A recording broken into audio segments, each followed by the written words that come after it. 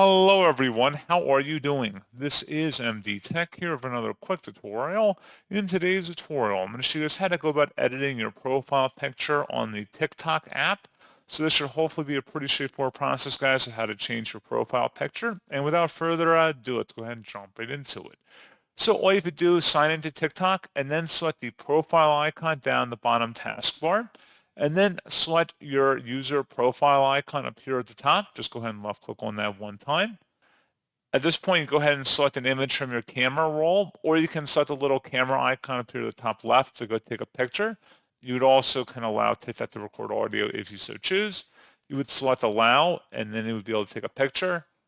So pretty straightforward process on that, guys. And as always, thank you for watching. I do hope I was able to help you out, and I do look forward to catching you all in the next tutorial.